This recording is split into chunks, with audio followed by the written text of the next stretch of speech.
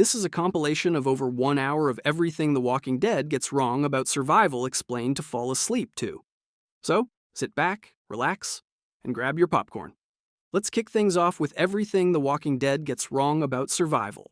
The Walking Dead turned zombie survival into a cultural phenomenon, but real combat veterans and survival experts say Rick Grimes would be dead in weeks. Every tactical decision, every fortification failure, every magical bullet contradicts basic military doctrine and real-world science. That's why today, I'm breaking down the 12 biggest things The Walking Dead gets completely wrong about apocalypse survival, starting with the most inexcusable mistake that appears in literally every single episode: bite-proof armor. Nobody wears bite-proof armor despite a single scratch being fatal. Before you say this is nitpicking, hear me out. The show establishes in Season 1 that one bite kills you. One scratch kills you. Getting Walker blood in an open wound can kill you. The entire universe runs on the rule that any contact with Walker teeth or fluids is a death sentence. So why does Rick Grimes charge into melee combat wearing a t-shirt and jeans for 11 seasons? Here's the thing. Glenn briefly wore prison riot gear in Season 3, but ditched it because of heat. The Kingdom had medieval-style armor. Commonwealth troops eventually wore white stormtrooper suits in Season 11, but Rick's core group spent a decade fighting the undead with exposed arms, necks, and legs like they were gonna brunch, not battling an extinction-level threat. The Zombie Research Society demonstrated that a hooded sweatshirt wrapped in strips of industrial duct tape provides near-complete bite protection. Add leather gloves and goggles and you're virtually bite and splatter-proof. Motorcycle gear exists in every town. Sports shin guards are in every sporting goods store. Thick leather jackets are hanging in every closet. Magazines duct taped to forearms would stop bites cold. All of this is readily scavengeable. All of it is ignored, and the heat excuse makes no sense. Medieval warriors had to worry about heat stroke too, but when life or death combat was coming, the armor went on. The show is set partly in Virginia, where seasons change. Characters could wear protection during runs and take it off at base. They could wear lighter gear in summer and heavier gear in winter, but they never do. This is arguably the show's most inexplicable failure. Every close quarters Walker encounter is one accidental brush of teeth away from death. A leather jacket and work gloves would transform survival odds overnight. The show ignores this because showing characters in full gear would reduce dramatic tension, but it's the single easiest survival upgrade available in the entire apocalypse. At least characters not wearing armor only gets themselves killed, unlike the next mistake that dooms entire communities. Gasoline forever. Gasoline magically works years into the apocalypse. For roughly the first 8 seasons of The Walking Dead, spanning about 2 years of in-universe time, characters freely drive cars, trucks, RVs, and Daryl's motorcycle with zero mention of fuel degradation. Negan's saviors maintain an entire fleet of operational vehicles. They drive to Alexandria. They drive to Hilltop. They drive everywhere like it's a normal Tuesday in 2010. The show finally acknowledged this plot hole in the Season 9 premiere, showing communities transitioning to horses and the Sanctuary growing corn for ethanol. But that's 8 seasons too late. Here's where it gets weird. Gasoline degrades in 3 to 6 months without stabilizers, and 12 months maximum with fuel additives like STA Bill. James Spite, author of The Handbook of Petroleum Refining, confirmed that Georgia and Virginia's humid heat would accelerate degradation even faster. The fuel oxidizes, lighter hydrocarbons evaporate, and modern ethanol-blended gas attracts moisture that corrodes rubber seals. John Ramey, founder of The Prepared and advisor to the U.S. Department of Defense, put it bluntly. The idea that after 6 to 12 months of society falling that you're going to find usable gasoline is laughable. Degraded gas turns gummy, clogging fuel systems and destroying engines. You can't just pour it in and drive off into the sunset. But wait, beyond fuel, car batteries die in 2 to 4 months without charging. Rubber hoses crack, tires dry rot, brake lines corrode. Every vehicle the group finds should be a lawn ornament, not a functioning escape vehicle. Transportation range directly determines supply run capability, evacuation speed, and inter-community trade. The realistic survival strategy is what Ramey recommends. Bicycles, the most efficient human machine ever created. Quiet, no fuel, minimal maintenance. Scavenge thousands of them from every suburb in America. The show got 8 seasons of free driving out of a physical impossibility. They drove past the problem because showing Rick pedaling a Schwinn to save Judith doesn't have the same dramatic weight. But that physical impossibility would collapse every long-range mission they ever attempted. If you think magical gasoline is bad, wait until you hear about the next biological impossibility that breaks the entire franchise. Gut camouflage. Characters bathe in zombie guts, but only bites kill. Beginning Starting in the Season 1 episode, Guts, characters smear decomposing walker entrails on themselves as camouflage. Glenn covers himself head to toe in liquefied organs to walk through downtown Atlanta. Rick does it. Gabriel does it. It becomes a signature survival tactic repeated across the entire franchise. Characters also get drenched in zombie blood during close quarters combat in nearly every episode. Faces covered, mouths open, eyes exposed, and they're fine. In Season 6, Rick sliced his hand open on a machete that was embedded inside a walker. Infected blood went directly into an open wound. He wiped it off and kept fighting. Never got sick, never showed symptoms. Nothing. But here's where it gets complicated. Negan's saviors successfully weaponized walker blood in Season 8 by dipping arrows in weapons and entrails. They shot people. Those people died from infection. Tobin died this way. Multiple Alexandrians died this way. The show confirms that walker blood on an open wound is lethal. So explain to me how Rick survives a direct blood-to-wound exposure, but Tobin dies from the exact same thing. Kyle Hill, writing for Scientific American, drew a detailed comparison to Komodo dragon bites. Decomposing flesh harbors gastrointestinal pathogens, tuberculosis, and hepatitis. The WHO has strict protocols for handling corpses specifically because of infection risk. Smearing rotting intestines on exposed skin should hospitalize you, not camouflage you. And here's the kicker. Robert Kirkman himself stated that a zombie bite kills you because of infection or blood loss, not because of the zombie virus, which creates a massive logical contradiction. If bites kill through bacterial infection from decomposing mouths, then smearing decomposing entrails on open skin should be equally lethal. Father Gabriel did get severely ill from gut camouflage in Season 8, requiring antibiotics. The show finally acknowledged the danger, but dozens of other characters survive identical exposure without consequence. Glenn walks through a herd in Season 1 covered in guts. Rick and Michonne do it in Season 6. Aaron and Daryl do it. Everyone's fine. Any bloodborne pathogen expert would classify open wound contact with decomposing tissue as an extreme infection risk requiring immediate decontamination and antibiotics. The gut camouflage tactic, while clever in fiction, would be extraordinarily dangerous in practice. The show's inconsistency is the problem, sometimes lethal, usually harmless. It undermines its own survival logic depending on what the plot needs that week. At least inconsistent infection rules only create confusion, unlike the next mistake that violates basic firearm physics: infinite ammunition.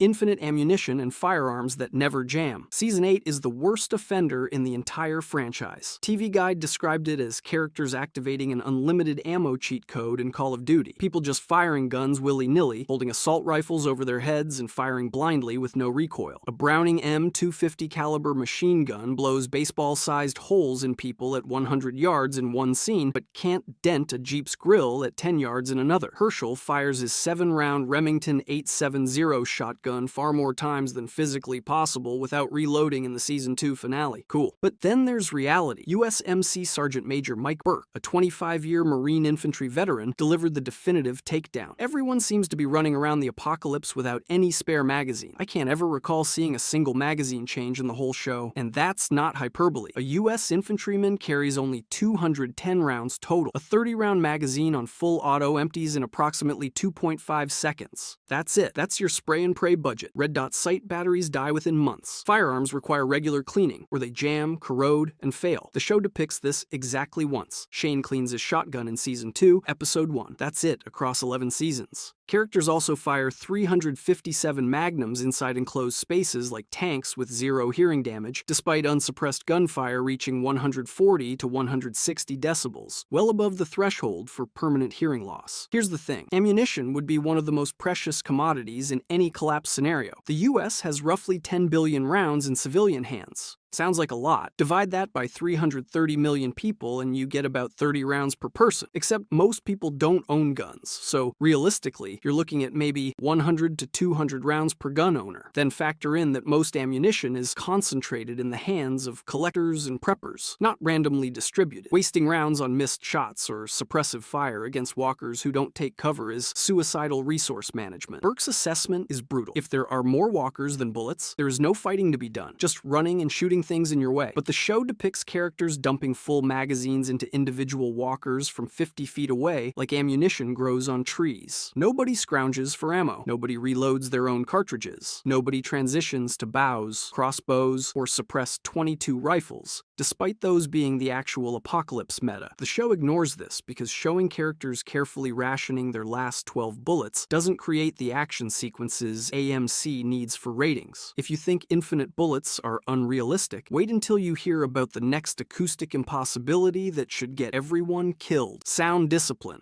Sound discipline is non-existent despite noise being the primary threat. The show establishes in its first episode that walkers are attracted to sound. Rick fires a gun inside a tank and immediately attracts a herd. The survivors learn that noise equals death. Then the show ignores this rule for 11 seasons. Characters routinely fire unsuppressed weapons in open areas. Massive firefights break out with 0 walker herds attracted. Characters hold full-volume conversations while hiding feet from the undead. Suppressors appear starting in Season 3, but are depicted as making firearms nearly silent. Matt Mock, founder of the Zombie Research Society, told GQ that the last thing you want to do is start making noise. You might as well get on your roof with a dinner bell and say, "Hey, come eat me." Real suppressors reduce sound by approximately 30 decibels, from roughly 160 decibels to 130 decibels. That's still jackhammer loud and capable of causing hearing damage. But the show treats suppressors like magic silence wands. The firearms community has repeatedly asked why characters don't prioritize suppressed .22 rifles,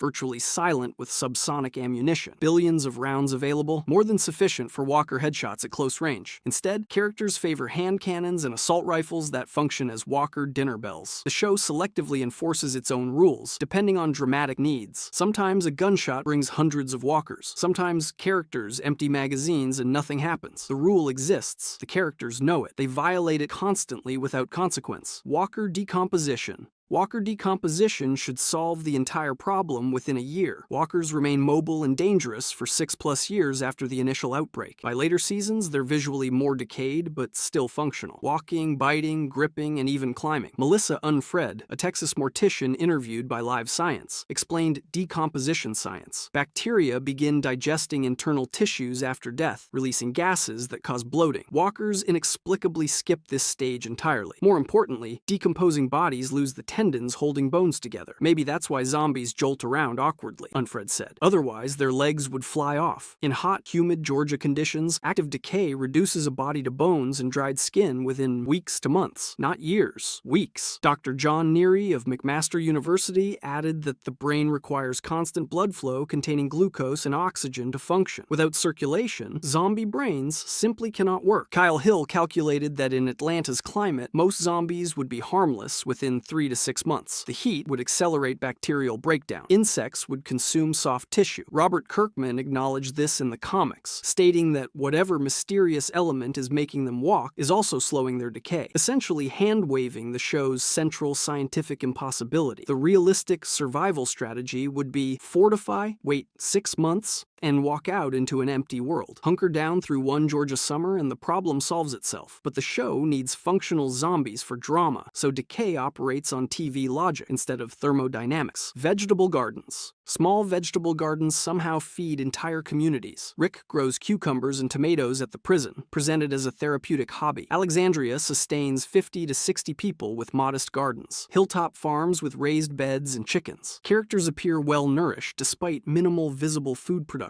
Dan Kemper, organic farmer at the Rodale Institute, told Live Science that about 3 or 4 acres of crops would be needed to keep a dozen people fed for a year. Alexandria's 50 residents would need 12 to 20 acres of productive cropland. A 2,500 square foot garden growing potatoes could feed only 1 to 2 people annually. Survival analysts calculated that Rick's cucumber garden was essentially useless calorically. 1 cucumber is 50 calories. Why not grow potatoes? You need calorie-dense staples. Potatoes, sweet potatoes, corn, beans. Not tomatoes and cucumbers for apocalypse salad. Scott Hunt of Practical Preppers called food scarcity one of the least realistic things in the show. Grocery stores carry 3 days' worth of food at normal consumption. They'd be stripped bare within 1 to 2 weeks of collapse. Active adults doing physical labor need 2,500 to 3,500 plus calories per day, not the occasional can of beans. These characters are fighting walkers, building walls, hauling supplies. That burns energy. Where are those calories coming from? Food procurement would dominate daily life. Every waking hour would be spent farming,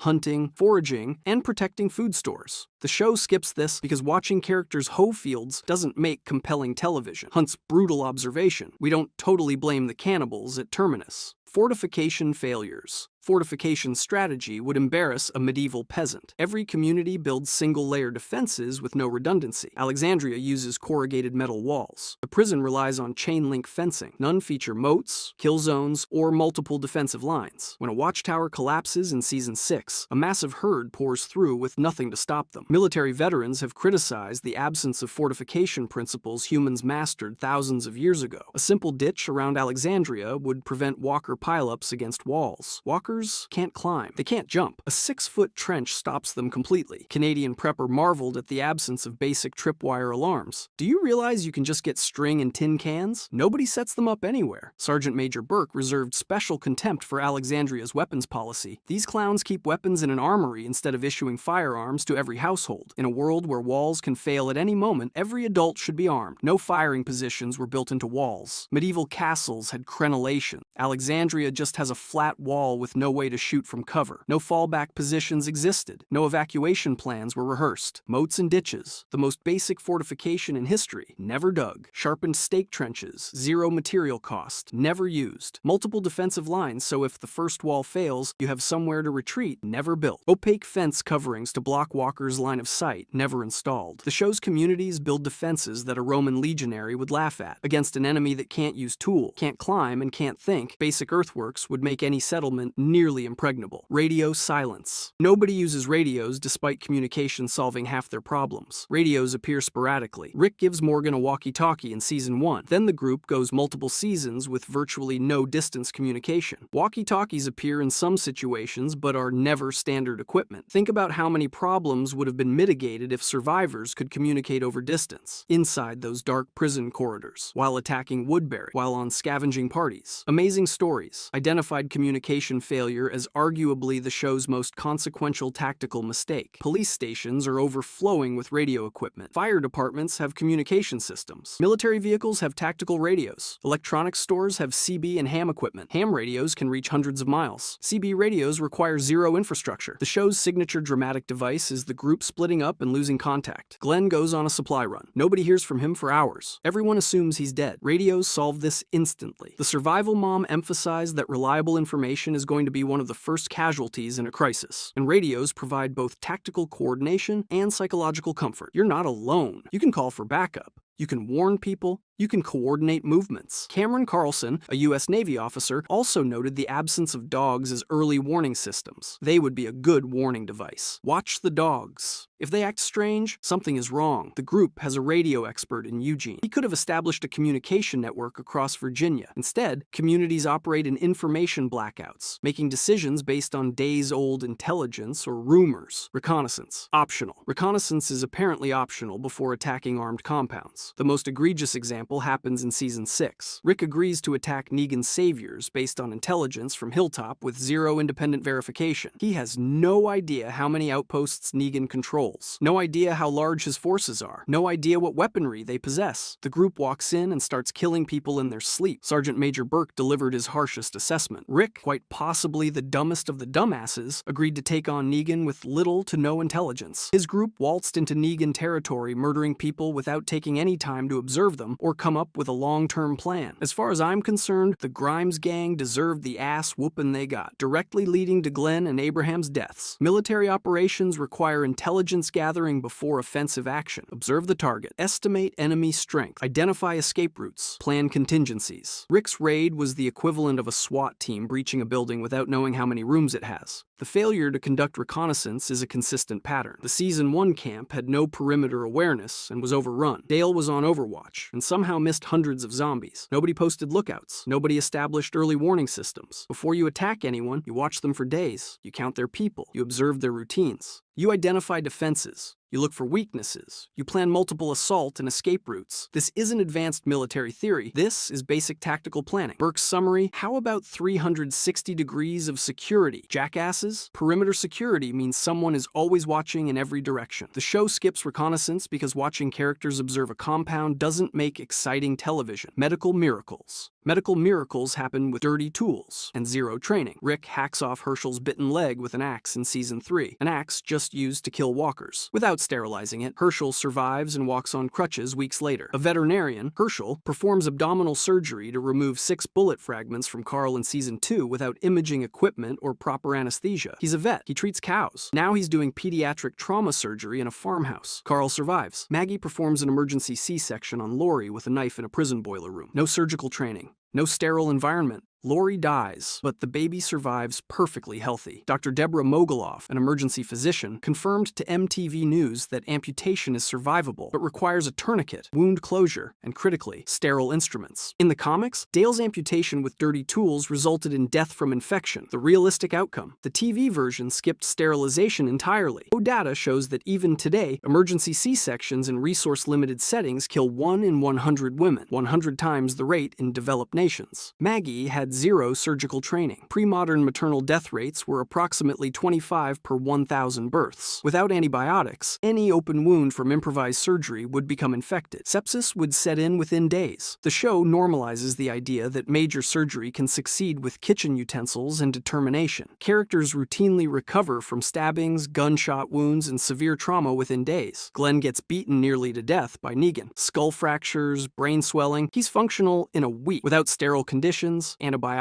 blood transfusion capability, and trained personnel, most procedures would result in death from infection or blood loss. Wandering alone. Characters constantly wander off alone in a world designed to punish it. Carl wanders into the woods alone, indirectly causing Dale's death. Carol leaves Alexandria alone. Denise, the group's only medic, insists on going outside the walls and is killed by an arrow. Daryl pursues Dwight alone and is captured. Characters regularly explore buildings, walk at night, and scout terrain solo. Sergeant Major Burke invoked the most basic military principle. In the military, we have the buddy system. No one goes anywhere alone. If our heroes had adopted this concept early on, it would have prevented Dale from wandering into an open field at night to have his guts ripped out. One basic rule, enforced consistently, would have saved lives. Burke's rage peaks with Denise. They should have locked her up rather than letting the only medic outside of the wire. Your only doctor demands to leave the walls. Say no and deal with her being upset, or let her go and risk losing the one person who can perform surgery. Rick let her go. She dies. Now the entire community has no medical professional. Michael Major, a Canadian Forces veteran, added that the group failed to plan for evacuation. No rally points. No practiced routes, no emergency caches. When Alexandria is overrun, everyone scatters in random directions with no coordination. Solo movement in hostile territory violates every survival and military doctrine. You can't provide mutual security. You can't call for help. You can't verify threats. Every solo departure either directly causes a death or narrowly avoids one. The fix costs nothing. Enforce the rule that nobody goes anywhere alone, ever. Burke's final assessment captures it perfectly. The Walking Dead is a great show if you want to learn how to die horribly in the apocalypse. If the characters did anything the way I would, Rick would be Warlord of North America, and it would be the most boring show on television. The show sacrifices practical survival for dramatic tension at every turn. Characters don't wear armor because it reduces suspense. They don't use radios because miscommunication drives plot. Gas works forever because walking is boring television. Nobody enforces the buddy system because splitting up creates cliffhangers. The apocalypse wouldn't be won by the toughest fighter or the best shot.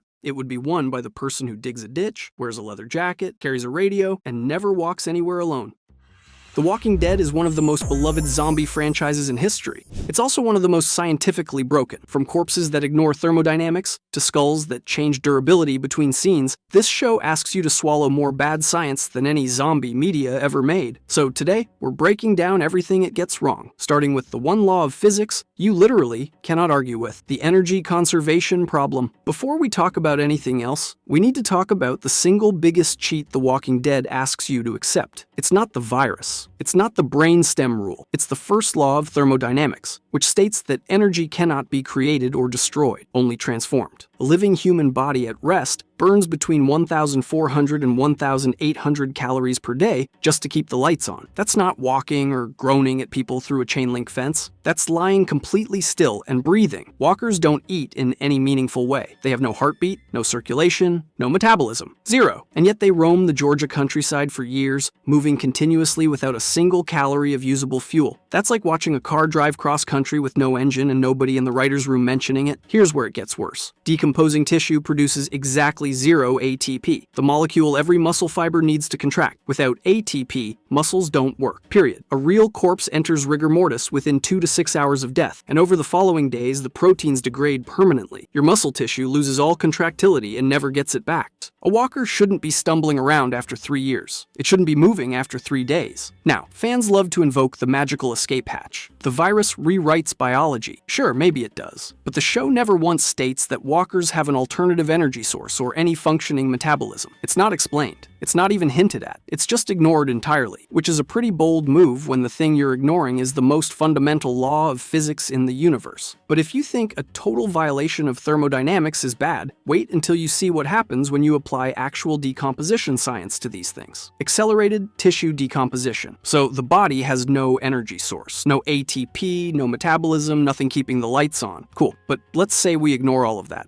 Let's give the virus a free pass and pretend walkers can somehow keep moving. The next question is simple. What's happening to the body itself? And the answer is nothing good. A human corpse in a temperate climate enters active decay within 3 to 5 days. That's not a rough estimate. That's extensively documented through empirical cadaver studies. Almost immediately after death, anaerobic bacteria start producing carbon dioxide, methane, and hydrogen sulfide. The body bloats. By day 4 to 7, skin begins sloughing off in sheets. In moist conditions, adipose hair, basically grave wax, forms within about 1 to 3 months. And full skeletonization? In warm, exposed conditions, that can happen in as little as a few months, but more commonly takes 6 months to over a year, depending on environment. Let me say that again. A human body, odds left exposed in favorable conditions, can be reduced to bones in well under a year. Now here's where the show picks its own worst possible setting. The Walking Dead is primarily filmed in Georgia. Georgia summers regularly push past 95 degrees with brutal humidity. Heat and moisture are the two biggest accelerators of decomposition. Insect activity goes through the roof. Bacterial growth explodes. Those conditions can dramatically compress the decomposition timeline compared to cooler, drier climates. So a body left out in a Georgia summer is breaking down at a punishing rate. But the show depicts walkers remaining recognizably human for months, years. By season 3, we're roughly 7 to 8 months into the apocalypse, and walkers are still shambling around with intact muscle tissue and functional limbs. In a Georgia summer, where a walker shown relatively intact at that point is already pushing credibility hard, and it only gets worse from there. Some fans point to the walker rot scenes as evidence that the show acknowledges decomposition. And sure, the makeup gets progressively gnarlier, but the show still portrays functional walkers years into undeath by the later seasons. Years. The skeleton timeline is measured in months, but decomposition is only half the problem, because even before a walker skeletonizes, it's losing something else entirely. Something it literally cannot function without. Dried out. Here's what kills me about The Walking Dead. The makeup and effects team did their job too well, and in doing so, they accidentally proved their own show wrong. Human bodies are roughly 60% water. That's not a fun fact. That's the foundation of literally everything your body does. Every joint, every tendon, every muscle fiber depends on that hydration to function. And when you die, that water doesn't stick around to pay respects. A cadaver in dry conditions loses moisture steadily through evaporation and tissue breakdown, and the rate depends on temperature, humidity, and exposure. But the direction is always the same, down. After a few weeks in warm, dry conditions, you're looking at skin that's shriveled, cracked, and pulling away from the tissue underneath. Joints become stiff. Ligaments lose their elasticity. Tendons turn into something with the flexibility of dried leather. And dried leather, for those keeping score, does not bend. This is where the show walks face first into its own contradiction. Look at the walkers from season 5 onward. Oh, paper-thin skin, sunken eyes, that mummified beef jerky aesthetic the effects department nailed so perfectly. These things look like they've been sitting in a Georgia sun dehydrator for months, because they have. The show's own timeline tells us some of these walkers have been shambling around for years at this point, but then one of them reaches out and grabs someone by the arm with a full grip. Another one is walking normally, knees bending, ankles flexing, jaw chomping down on some poor guy's shoulder. The tendons required to do any of that would have snapped like dry pasta the moment they tried. You cannot have a visibly mummified corpse performing normal motor functions. That's not a nitpick. That's a mechanical impossibility. Fans have tried to patch this one by claiming the virus somehow maintains cellular hydration. Yeah, which is a creative theory, but zero mechanism for it is ever proposed on screen. And more importantly, the walkers don't look hydrated. They look like exactly what they are, dried out corpses. The visual evidence the show presents directly contradicts the movement the show depicts. The effects team made walkers look realistically desiccated, and the writers just hoped nobody would connect the dots. But if the water loss problem sounds bad, wait until you hear what happens to the muscles and ligaments themselves, because that's somehow worse. Muscle and ligament structural failure. Next time you watch The Walking Dead, pay attention to the walkers' hands. Specifically, the ones with forearms that look like beef jerky left in the sun for a month. Those walkers grab people. They grip arms, pull survivors through fences, and hold on tight enough to take a bite. And every single time, it's completely impossible. Here's why. Your ability to close your hand and grip something depends on a group of muscles called the flexor digitorum. These muscles run along your forearm, connect to tendons that thread through your wrist, and pull your fingers closed like cables operating a puppet. No cables, no puppet. It's that simple. And those cables start rotting almost immediately after death. Collagen, the primary structural protein holding your tendons together, begins degrading within 24 to 48 hours post-mortem. Your body's own enzymes start breaking down muscle proteins almost immediately through autolysis. By day 7, tensile strength has dropped significantly. By day 21, structural integrity is severely compromised.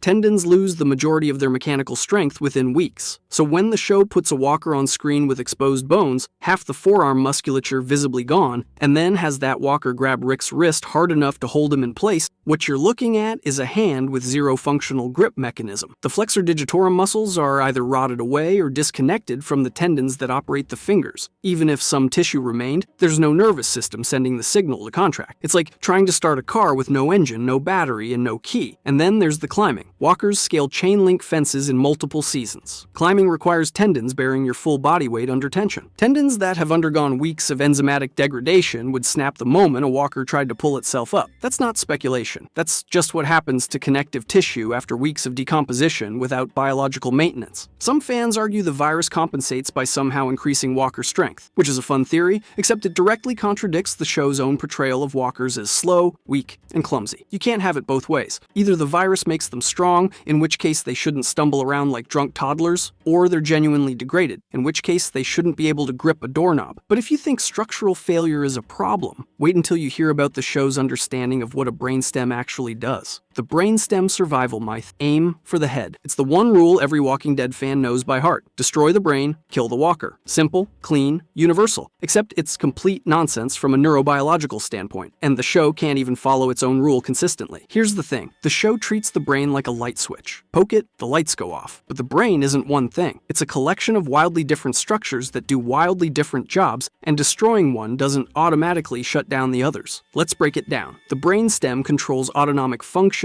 breathing, heart rate, basic reflexes. It also handles motor relay, sending movement signals between the brain and the body. But motor coordination and balance? That's the cerebellum's job, a completely separate structure sitting at the back of the skull. And hunger? That's driven by the hypothalamus, tucked away in yet another location entirely. These systems are deeply interconnected, but physically distributed across different regions. So if you destroy a walker's cerebellum but leave the brainstem intact, you've got something that still has basic motor signals firing but can't coordinate any of it. It would just lie there twitching, unable to walk or grab anything, which is, not ideal for dramatic television. Conversely, destroy the brainstem but leave the cerebellum untouched, and you've severed the main relay pathway. The cerebellum can plan movements all day long, but those signals have nowhere to go. Drops like a puppet with cut strings. Now think about the iconic knife through the eye socket kill. You've seen it 100 times. Carol does it. Rick does it. Everyone does it at some point. But to reliably kill a walker, you'd need to destroy critical tissue across multiple structures, hitting the brainstem and the cerebellum and the hypothalamus. A 4-inch knife punched through the orbital socket cannot physically reach all three simultaneously. The blade would need to travel in 3 different directions at once. Geometrically impossible. But the real problem isn't the biology. It's the show contradicting itself. In some episodes, walkers take massive cranial trauma and keep shuffling forward. Chunks of skull missing, half their head caved in, still coming. Then in the very next episode, a single quick stab through the temple drops one instantly. The rules change scene to scene based entirely on what's dramatically convenient. The writers needed a simple,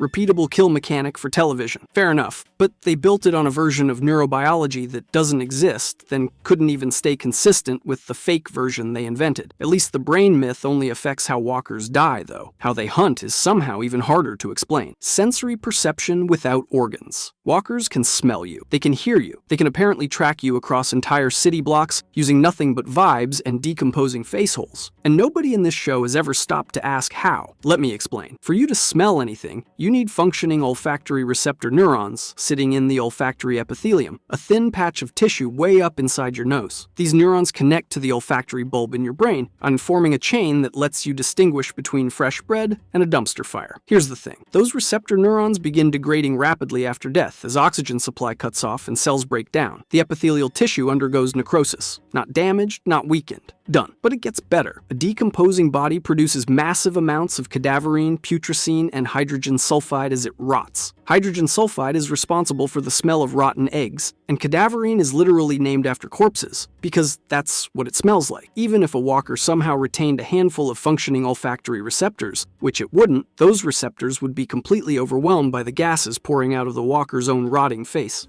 That's like trying to hear a whisper while standing inside a jet engine made of your own dissolving sinuses. Hearing isn't any better. Audition requires intact cochlear hair cells and a functional vestibulocochlear nerve. Hair cells are among the most vulnerable sensory structures after death, and they don't regenerate in living humans, let alone dead ones. A walker with half its skull exposed and brain matter visible to the open air does not have a working auditory system. It just doesn't. Now here's where this gets really fun. Remember those iconic scenes where characters smear walker guts all over themselves to blend in? That entire disguise mechanic assumes walkers have a sense of smell sharp enough to distinguish living humans from corpses. But a walker with its face partially rotted away, which the show depicts constantly, Sach would have zero functional olfactory epithelium. It couldn't tell the difference between you and a mailbox. The gut's camouflage is solving a problem that shouldn't exist in the first place. The show never addresses any of this. Fan explanations usually boil down to the virus rewires the nervous system, which is the zombie equivalent of saying a wizard did it. Zero canonical evidence for any of it. The show simply presents walkers tracking humans by smell and sound and hopes you don't think about it too hard. Which is,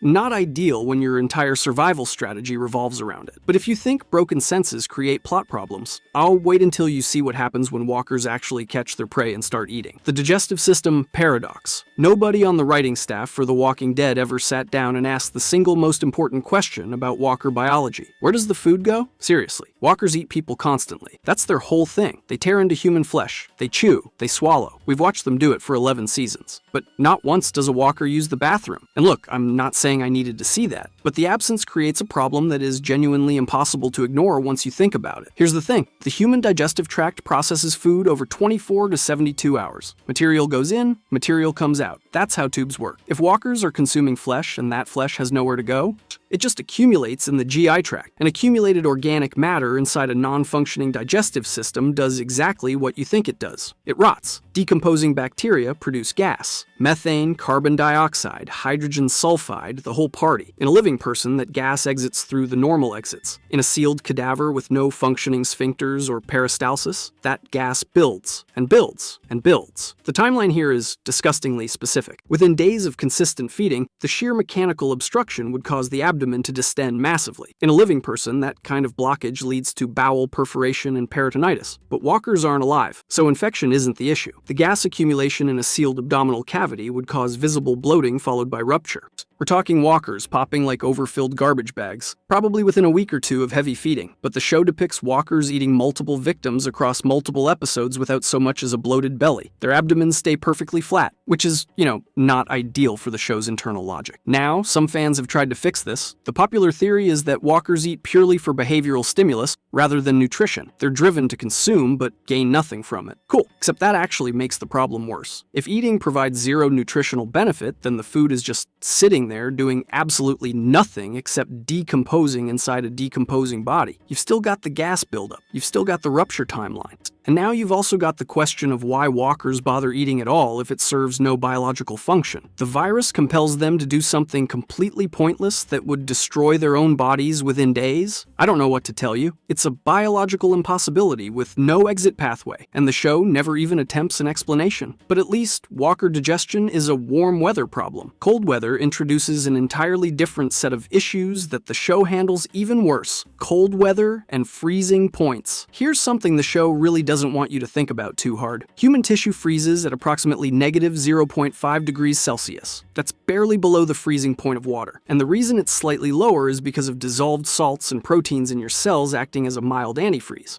Mild being the key word there. In Season 5, the episode Them depicts walkers struggling through a brutal Virginia winter after the group has left Georgia behind. And this isn't some fictional weather event the writers invented for dramatic effect. Real Virginia winters can easily drop well below freezing, and temperatures of -15 degrees Celsius aren't unheard of during severe cold snaps. At those temperatures, every drop of moisture in a walker's body would crystallize within hours. Here's the thing. When water freezes inside a cell, it doesn't just sit there politely waiting to thaw. Ice crystals form, and those crystals are sharp. They puncture cell membranes from the inside out, shredding the very structures that keep tissue functional. This is irreversible damage, not pause damage, not sleeping damage. The cells are dead. Well, deader than they already were, which is saying something. But the show depicts frozen walkers thawing out and just getting back to work like they took a power nap, walking around, grabbing people, doing their whole thing. The freeze-thaw cycle is the scientific kill shot here, and I don't think the writers understood that. Thawing doesn't reverse the destruction. It actually makes it worse. As ice melts, the ruptured membranes leak their contents into surrounding tissue, creating a cascade of cellular mush. Every single cell that froze is now permanently non-functional. You'd have better luck reanimating a bag of frozen peas. And the show can't even stay consistent with its own made-up rules about this. Some scenes show frozen walkers as completely immobilized, treated like statues that pose zero threat. And other scenes show walkers recovering full mobility after thawing, shambling around like nothing happened. So which is it? Does freezing stop them or just pause them? The show seems to flip a coin each time the temperature drops. A walker frozen solid at -15 degrees for even a few hours would experience total cellular crystallization. Every muscle fiber, every connective tissue strand, every nerve pathway, all of it reduced to brittle, shattered garbage. You could snap a frozen walker's arm off like a breadstick, but instead we get walkers waking up from their ice snap ready for another season of somehow being a threat. But if you think the show's relationship with temperature is inconsistent, wait until you see how it handles infection timelines. The bite infection speed. Here's something that should bother you way more than it does. In Season 1, Jim gets bitten by a walker and he's basically done within a couple of days. Fever, sweating, delirium, and the group ultimately leaves him on the side of the road to die on his own terms. It's slow, it's agonizing, and it establishes the rules. A bite is a death sentence, and the clock is ticking the moment teeth break skin. Cool. The show then proceeds to completely ignore its own rules. Throughout the series, bite victims die at wildly inconsistent rates. Some hang on for what feels like ages, others deteriorate in hours. That's not a minor inconsistency. That's a massive variability window that the show never once addresses. Nobody in the group says,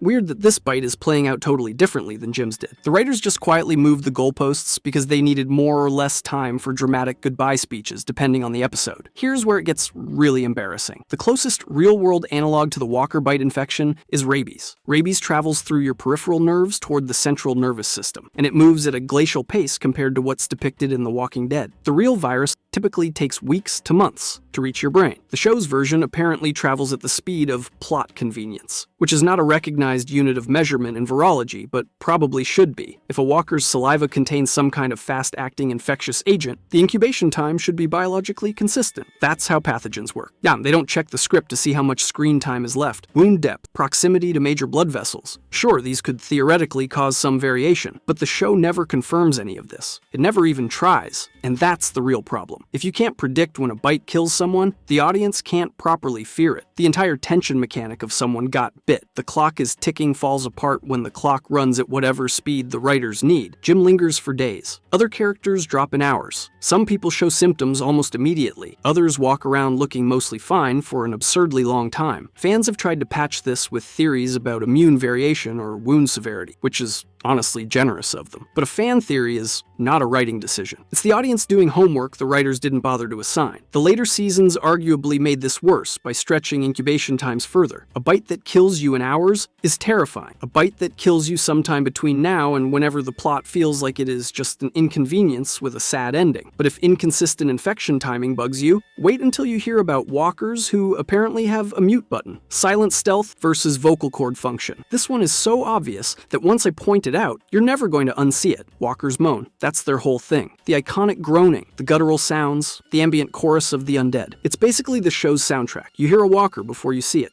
That's the rule, except when it isn't. Because walkers are also somehow the stealthiest creatures on the planet. They sneak up on trained survivors in open fields. They appear behind people in dead quiet rooms. They materialize out of nowhere like they've been taking classes at ninja school. One second the scene is silent, the next second there's a walker 6 inches from someone's neck. Zero footsteps, zero groaning, zero warning. Here's the thing, you can't have both. Functional vocalization requires intact vocal folds, sufficient airflow through the trachea, and some kind of neuromuscular coordination driving all of it. Decomposition attacks soft tissue aggressively in the first few weeks. The larynx begins breaking down, the throat loses structural integrity, and consistent sound production becomes increasingly unlikely. And that's before we even get to the jaw. Opening your mouth to moan requires your masseter and medial pterygoid muscles to be functional, along with the temporalis. These rely on branches of the trigeminal nerve to operate, all of which degrade after death. So, a walker with a visibly rotted face, exposed jawbone, and missing cheek tissue is somehow producing clear, audible groaning sounds. I don't know what to tell you, but the real issue isn't that walkers make noise. It's that they make noise selectively. The show literally toggles walkers' sound on and off depending on what the scene needs. Need ambient threat while the group walks through a forest? Walkers moan in the distance. Need a jump scare? Walker is suddenly a silent predator that crossed 30 feet of dry leaves without a sound. While dead tissue cannot selectively produce vocalization. Either the decomposed larynx generates sound, or it doesn't. There's no biological dimmer switch. Some fans have theorized that older, more decomposed walkers lose their ability to vocalize while fresher walkers retain it, which is actually reasonable. The problem is, the show never confirms this and actively contradicts it constantly. You'll see a walker that looks like it's been dead for 6 months, groaning like it's auditioning for a horror movie, and then a relatively fresh walker sneaks up on someone without a whisper. It's narrative convenience, pure and simple. The walkers do whatever the script needs them to do in that moment, which is,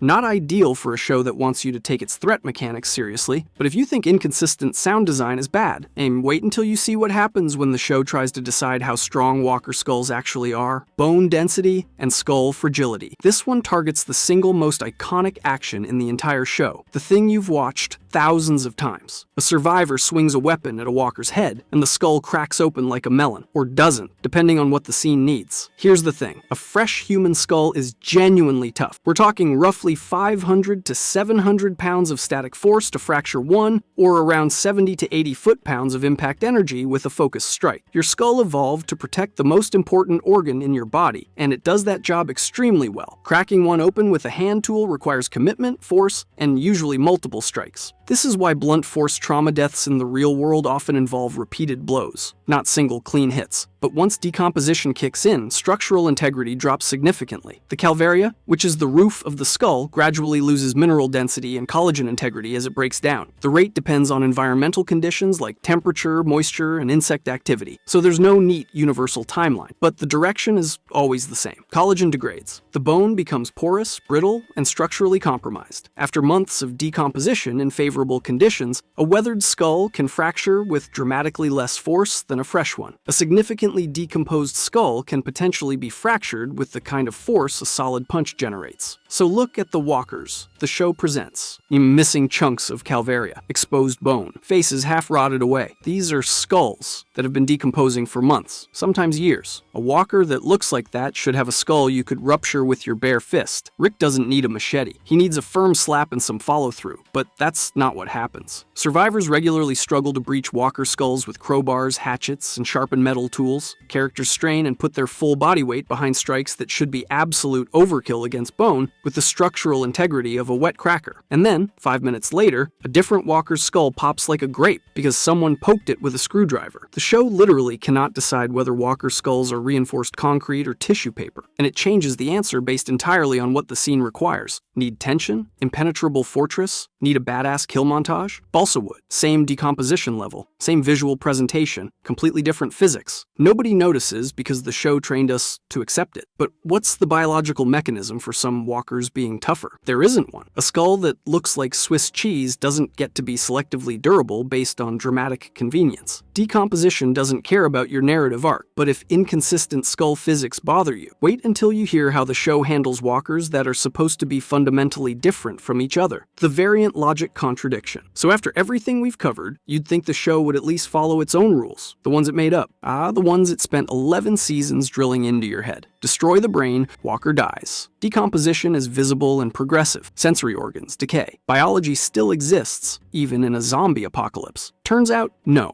In later seasons, The Walking Dead quietly introduces what fans call variants. Climbers that scale walls with terrifying coordination, walkers that pick up rocks and use them as tools, others that move in organized groups like they're running formations. The implication is clear. The virus is evolving, creating different strains or adaptive behaviors across the walker population. Here's the thing. Evolution doesn't work like that. Meaningful biological variation requires selective pressure over many generations. We're talking substantial generational turnover before you'd see the kind of differentiation the show casually throws at you in a few years. Walkers aren't reproducing. They're not passing on traits. There's no mechanism for natural selection because there's no selection happening. They're dead. This isn't adaptation, it's the writers getting bored with regular zombies, and the show never even attempts an explanation. Are the variants genetic mutations? Viral mutations occurring within individual walkers? Nobody knows. Not the characters, not the audience, not the showrunners based on anything they've put on screen, but the real problem is deeper than evolution. You've got walkers standing side by side with virtually identical levels of decomposition despite being dead for wildly different amounts of time. Some turned months ago, some turned years ago. They look the same. The show spent its early seasons establishing that decomposition is time-dependent, then just stopped caring. And then there's the variant walkers with enhanced abilities. This is the one that breaks everything. A walker displaying coordinated climbing or tool use requires intact motor planning, spatial awareness, and problem-solving capability, which requires a functioning brain, which contradicts the rule that minimal brain damage kills them instantly. You can't have walkers that survive massive structural decay and demonstrate complex coordinated behavior while simultaneously dying from a pocket knife through the skull. Those two things cannot both be true. The variant walkers contradict the brain destruction rule. They contradict the sensory decay rule. They contradict the cognitive deterioration we saw in early seasons. They are walking, groaning monuments to the show, abandoning its own logic. And that's really the whole story of The Walking Dead's zombie biology. They wrote a rulebook in season 1, referenced it just enough to make you think the rules mattered, and then shredded it one page at a time over the next decade. Not all at once, slowly, quietly, until you're watching a desiccated, theoretically brain-dead corpse climb a wall and outsmart a group of armed survivors and thinking, yeah, sure, why not? I don't know what to tell you.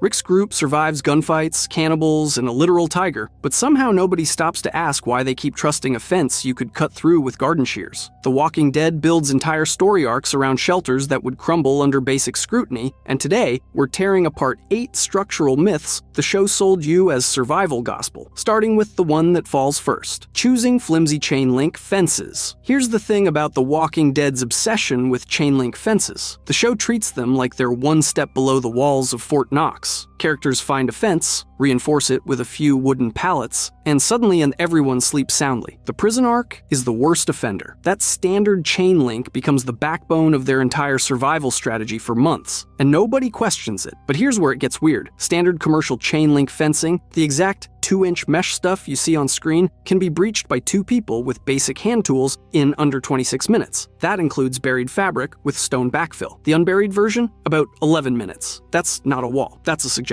Now, walkers aren't using bolt cutters. Fair point. But what they are doing is arguably worse from a structural perspective. A herd pressing against a fence creates sustained lateral pressure across dozens of contact points for hours, sometimes days. The show depicts this constantly. Walkers leaning, pushing, piling against the prison fence while characters casually poke them through the mesh with sharpened rebar. And somehow, the posts hold. The fabric stays taut. Turns out, number metal fatigues under cyclic loading. Posts loosen in their concrete footings. The fabric stretches and deforms at stress points. Without routine tightening and replacement of compromised sections, a chain link fence under constant walker pressure isn't a barrier. It's a countdown timer. And here's what the show never addresses. Maintenance. Real correctional facilities that rely on chain link run scheduled inspections and documented repair protocols. The prison looks abandoned when Rick's group arrives. Yet, somehow its fencing performs like it was installed last Tuesday. Nobody reconcretes a loose post. Nobody buries the bottom fabric. Nobody even mentions rust. The most dangerous myth here isn't that chain link is worthless. It's that chain link alone is sufficient. Any group serious about long-term survival would need earth berms to absorb impact energy, concrete barriers at the base, or layered obstacle systems, preventing walkers from ever reaching the primary fence in concentrated numbers. The show skips all of this, because a clean fence line looks better on camera than an ugly but functional defense-in-depth system, which means every time you see see Rick's group calmly gardening 30 feet from a fence with 200 walkers pressed against it, you're watching people who should be building secondary barriers and instead chose to plant tomatoes. I don't know what to tell you, but at least a fence, however flimsy, gives you some warning before things go sideways. The next problem the show ignores won't even give you that courtesy, ignoring structural blind spots and clear zones. Here's something that should be obvious to anyone who's ever played a tower defense game. You need to see what's coming. That's it. That's the whole philosophy behind clear zones, which are open areas surrounding your perimeter, free of vegetation, debris, vehicles, anything that blocks your line of sight. Every military installation, every prison, every high-security facility on Earth maintains them. The Walking Dead apparently never heard of the concept. Let's start with the prison. When Rick's group first arrives, the yard is relatively open, but over time, they let internal sheds, stacked supplies, and improvised structures clutter the space until defenders can barely see from one end of the compound to the other. Outside the fence, tree lines creep right up to the perimeter. Walkers could be massing 30 feet away and nobody would know until they heard the chain link groaning. And that's exactly what happens. Repeatedly, the Killer Within episode is basically a masterclass in what blind spots do to you. Andrew exploits the fact that nobody has clear oversight of internal movement paths, releases walkers into the compound, and suddenly defenders are scrambling through corridors where every corner is a potential death sentence. The interior becomes a series of isolated kill boxes with zero overlapping surveillance. People die. But here's the thing, they never fix this. They never clear the tree line back 50 meters. They never demolish those internal sheds blocking sight lines. They just keep getting surprised. Alexandria is somehow worse. Houses, mature trees, parked vehicles, and garden fences creating dozens of concealment points right up against the walls. Defenders on the ground can't see anything approaching until it's already pressing against the barrier. That's how entire herds materialize seemingly out of nowhere. They didn't teleport. They just walked up behind a row of oak trees in a minivan, completely invisible until the last 20 feet. The noise attraction feedback loop makes all of this exponentially worse. Walkers hear activity, move toward it. Their collective shuffling attracts more walkers, and suddenly you've got a herd forming against your perimeter that you can't see because you never bothered clearing the vegetation. By the time you spot them, you're looking at 200 bodies instead of 20. Real defensive design solves this with layered observation, elevated positions with defined sectors, cleared zones extending 50 to 100 meters from barriers, overlapping fields of view so no single point goes unmonitored, noise decoys positioned at distance to redirect forming herds away from walls. The survivors do almost none of this, despite losing the prison partly because of blind spots, despite Alexandria getting breached because herds massed unseen. They move to each new location and repeat the same pattern. Tall walls, zero visibility beyond them, cluttered interiors, no systematic observation plan, at least a blind spot only blocks your vision. The next problem with their shelters? It blocks nothing at all. The myth of the unreinforced wood door. Let's talk about something that has bothered me for years. In The Walking Dead, characters slam a door shut, maybe shove a bookshelf against it, and then proceed to have entire conversations while walkers pound on the other side. Sometimes they plan elaborate escape routes. Sometimes they argue about philosophy. Sometimes they take a nap, and that door just holds. Here's the thing. Most doors in residential homes are hollow core interior units. Two thin veneers over a lightweight cardboard honeycomb center. They exist for privacy. That's it. You could punch through one if you were angry enough and had a reasonable calcium intake. They are not defensive barriers. They are glorified room dividers, but The Walking Dead treats them like bank vault doors with a fresh coat of paint. Think about every scene where walkers press against a standard wood door, piling their collective weight into it. The door itself might hold briefly, but the frame wouldn't. Standard strike plates are secured with half-inch screws into soft pine framing. 3 adults leaning hard would pop most residential locks out of the jam entirely. Now multiply that by 15 decomposing bodies with zero concept of personal space, and you've got a breach measured in seconds, not minutes. Yet on screen, these doors buy characters 10, sometimes 15 minutes of uninterrupted dialogue time, which is,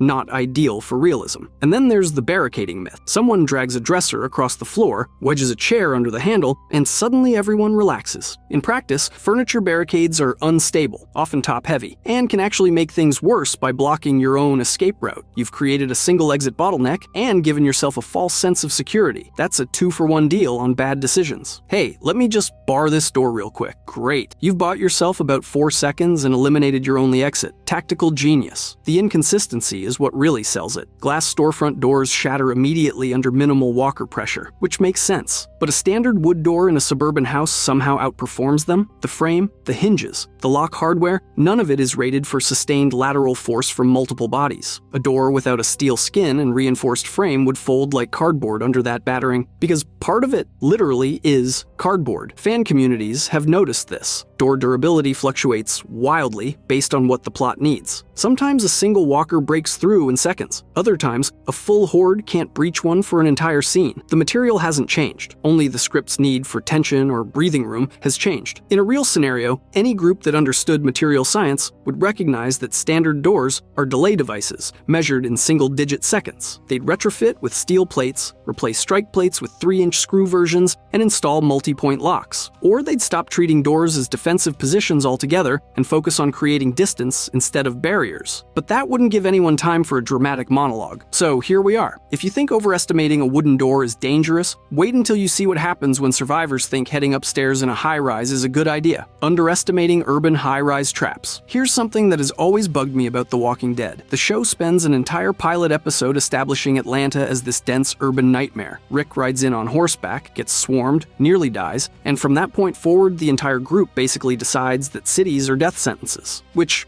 is one way to interpret the experience. But it's also kind of lazy, because here's the thing, high-rise buildings are not just vertical death cages. They're some of the most defensible structures on the planet if you use them correctly. Walkers can't climb ladders. They can barely handle stairs in large numbers without creating a pileup. A group occupying floors 6 through 10 of a mid-rise apartment building, with the stairwells blocked below floor 5, is essentially untouchable by ground-level threats. You've got vantage points in every direction, natural isolation from herds, rooftop escape potential, and zero walkers knocking on your door unless someone lets them in. But the show never explores this. Not once. Instead, every urban encounter follows the same formula. Characters enter building. Building seems safe, building gets breached. Characters flee at ground level through walker-filled streets. The Atlanta department store, the nursing home, the CDC, they all follow this exact pattern. Buildings are treated as temporary hiding spots that inevitably fail, never as strategic positions worth fortifying. The CDC is particularly frustrating because it fails for purely plot-driven reasons. The building itself is essentially a fortress. Controlled entry, reinforced doors, independent power systems. It doesn't fall because of structural faults. It falls because one guy programmed it to explode. That's not an architecture problem.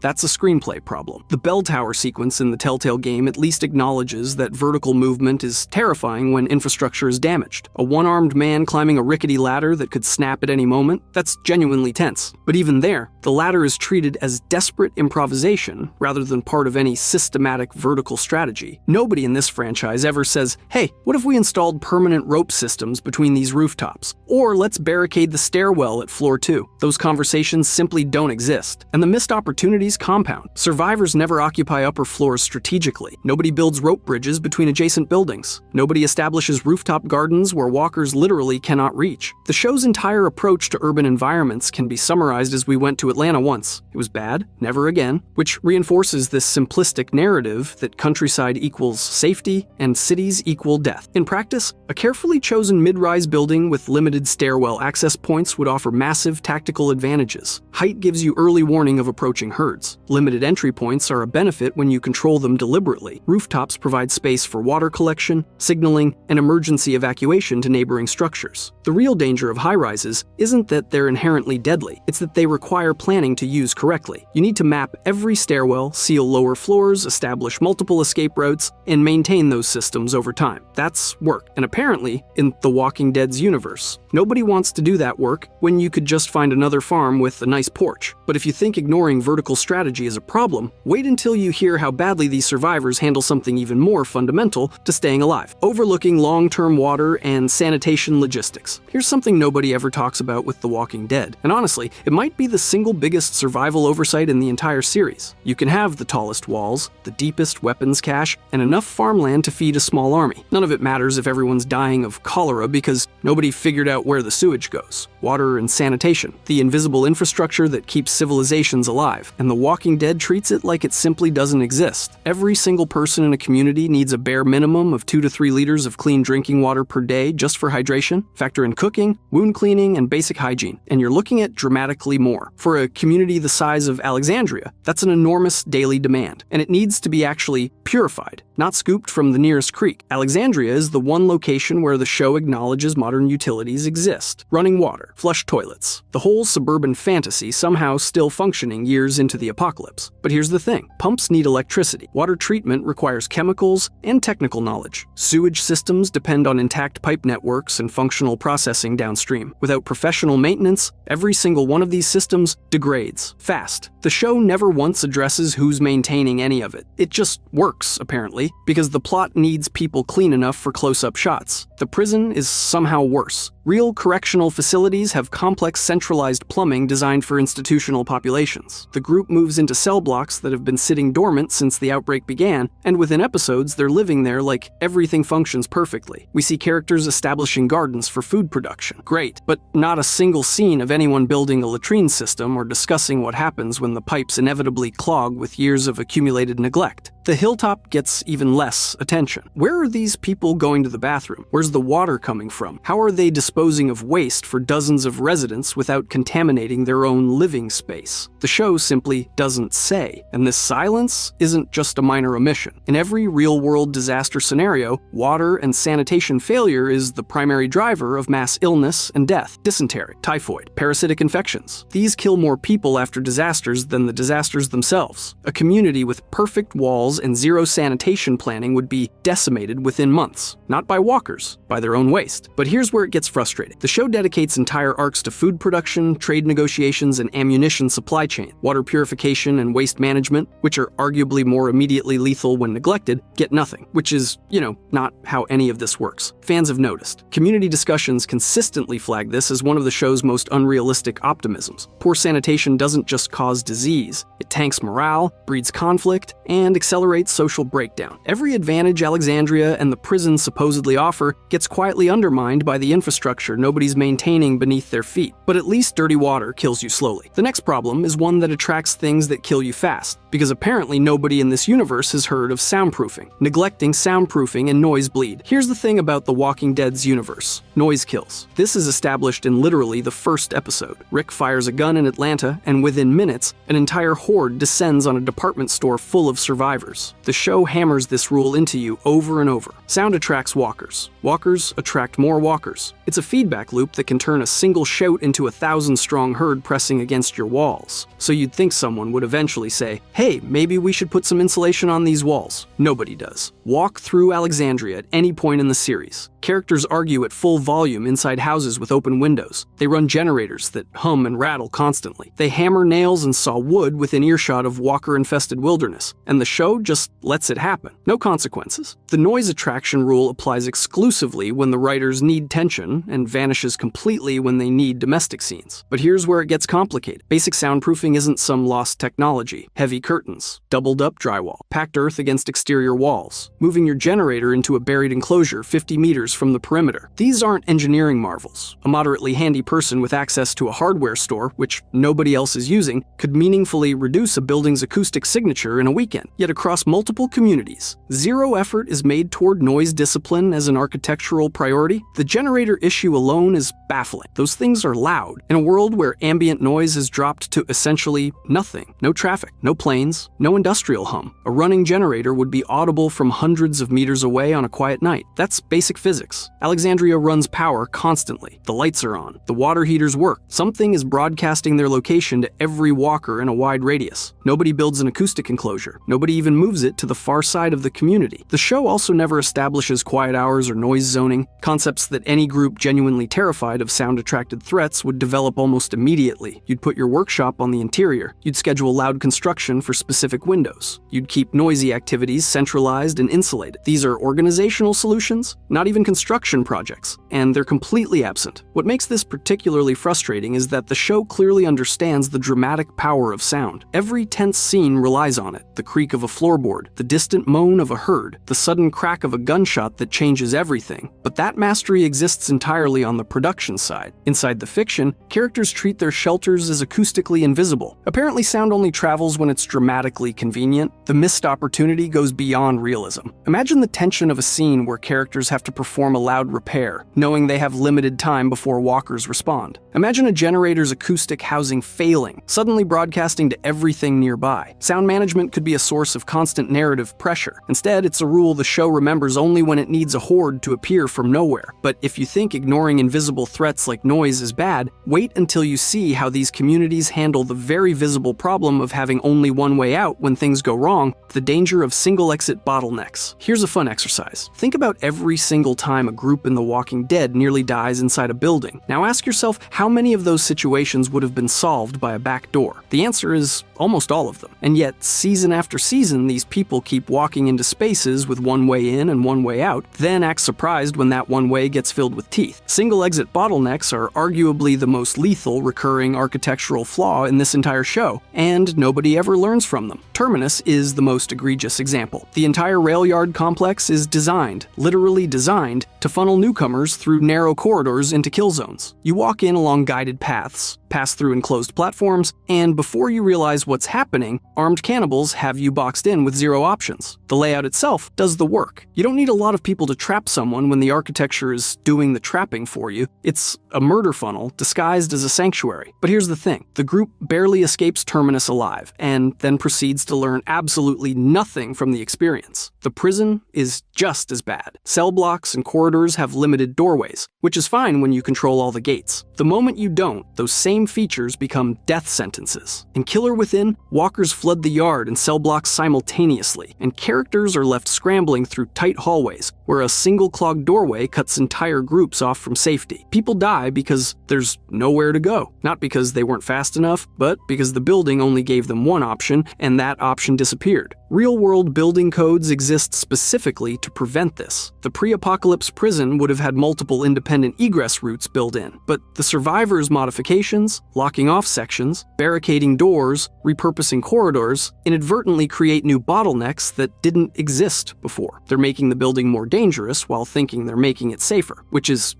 not ideal. Then there's the CDC. The group gets locked inside by automated protocols and nearly dies when the self-destruct sequence activates, and every exit is sealed. They escape through a window, barely, and the whole place detonates behind them. You'd think that experience would permanently rewire their approach to shelter selection, but no, they move on to the next constrained location and repeat the pattern. What makes this particularly frustrating is how bottlenecks compound with every other flaw we've discussed. A single exit combined with a weak door means one failure point kills everyone. A single exit combined with a blind spot means you won't see the threat until it's blocking your only way out. Stack enough of these together and you don't have a shelter anymore. You have a coffin with better lighting. The show is optimizing for drama at the direct expense of survival logic. A character running down a corridor with walkers behind them and only one door ahead is inherently more tense than a character calmly choosing between 4 escape routes. Fair enough, it's television. But the pattern reveals that these survivors never redesign their spaces to prevent the next crisis. No one sits down with a map and says we need at least 2 independent ways out of every occupied area. The trauma just accumulates without producing architectural adaptation.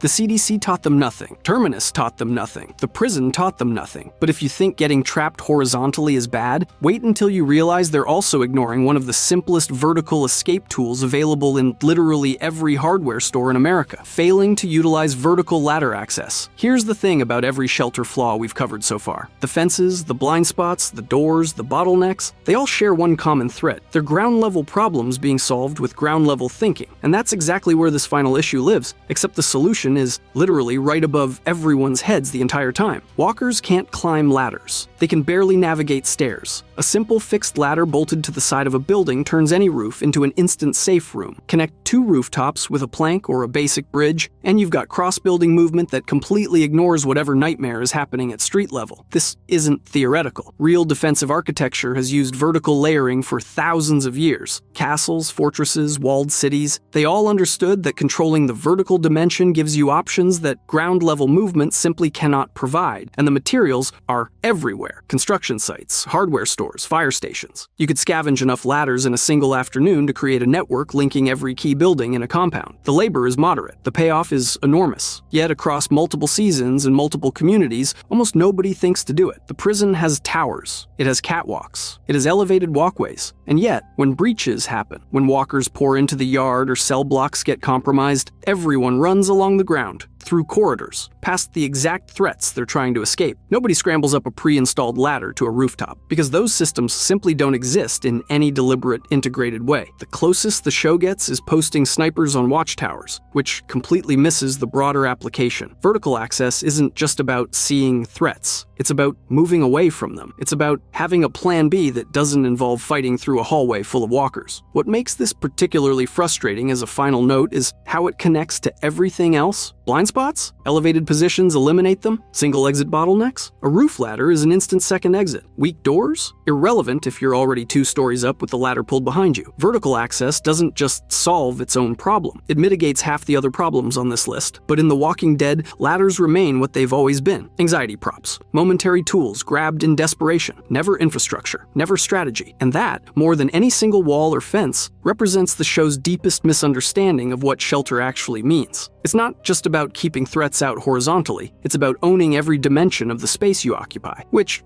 is a lot to ask of people running from zombies. But still, when imagining a world overrun by the undead, it's easy to overlook the gritty realities of surviving beyond the chaos. One of the biggest challenges any long-term survivor would face involves something as basic and vital as fuel. Yet, the show often glosses over how quickly gasoline becomes useless, creating a survival scenario that's a lot less smooth than what we see on screen. Let's break down why. The rapid decay of gasoline. The Walking Dead treats gasoline like it's some eternal resource that never loses power, like magic juice keeping cars running years after the world ends. But that's not how fuel actually works. Gasoline is chemically fragile. It starts breaking down fast, losing its ability to combust properly within 3 to 9 months, depending on the blend and storage. Beneath the surface, it's a ticking time bomb for mobility. Here's the thing. Gasoline exposed to oxygen and temperature shifts begins evaporating and oxidizing almost immediately. The lighter hydrocarbons evaporate first, changing the fuel's volatility. At the same time, oxygen triggers chemical reactions forming thick, varnish-like residues. This sticky gunk clogs fuel lines, carburetors, and injectors, causing chronic engine problems or outright failure. Engines don't just stop because fuel is old, they die because it turns into sludge that chokes everything. In practice, fresh pump gasoline only lasts about 3 to 6 months before serious degradation. Premium blends might stretch that to 9 months if stored perfectly. Diesel is more stable and can last up to a year due to fewer volatile components, but it's not immortal either. Fuel stabilizers and airtight, cool storage can at best extend gasoline's life to around a year. Beyond that, aging and oxidation win. So why do we see characters in The Walking Dead siphoning gas from abandoned vehicles and tanks that have sat unused for years, then firing engines without a hiccup? It's cinematic convenience ignoring chemistry. The show rarely shows the inevitable grinding, stalling, and engine damage from running oxidized, varnished fuel. Real survivors would face constant mechanical failures and exhausting work scavenging fuel filters, cleaning carburetors, or experimenting with additives just to keep engines running. The timeline matters here. The outbreak begins in 2010, and by the time groups like Alexandria or the Kingdom show up, several years have passed. Gasoline left in exposed tanks that long would be unusable sludge. Realistic survivors would quickly prioritize hoarding diesel when possible. It lasts longer, or switch to non-motorized transport like bikes or horses, or rely on manual tools. The show also misses how fuel scavenging and maintenance grow into a massive burden. Siphoning gas isn't enough. Pumps run dry, lines clog, engines wear down from constant stop-start use on degraded fuel. Fuel quality would be a top ongoing crisis for any group relying on vehicles. In short, The Walking Dead's gas tanks don't just hold fuel. They hold a huge survival cheat code. The chemistry says otherwise. Gasoline is fragile, perishable, and an engine's worst enemy if untreated. Having characters casually driving reliable cars years later is fantasy, not fact. But if you think that's bad, wait until we dive into how the show handles clean water, or rather, how it doesn't. The complete disregard for water purification. Water is the invisible threat The Walking Dead almost entirely ignores. When society collapses, contaminated water kills far faster than zombies or gunfire ever could, yet the series barely treats water purification as a survival priority, which is a huge oversight. Here's the thing. Untreated water is the perfect breeding ground for cholera, dysentery, and other deadly pathogens that thrive in human waste contamination and poor sanitation. Cholera alone can kill within hours, spreading through drinking water tainted by feces. In any long-term collapse where sewer systems fail and latrines overflow, outbreaks of waterborne diseases would be unstoppable without rigorous treatment. But in The Walking Dead, characters often drink straight from rivers, barrels, and sketchy sources. Boiling water, using filters, or chemical treatment barely ever happen, even though they're constantly near floodwaters, swamps, or downstream of decaying bodies. Boiling water over a campfire or using a simple filter is basic survival knowledge, yet it barely gets a mention in a world where clean water means life or death. Real post-apocalypse survivors would obsess over water safety. They'd dig latrines well downstream, build rainwater catchment systems, and enforce strict rules to avoid fecal contamination. Boiling water for a minute kills nearly all pathogens. Solar disinfection, leaving water in clear bottles under sun, works surprisingly well with no fuel needed. Simple filters made from sand, charcoal, and cloth can drop microbial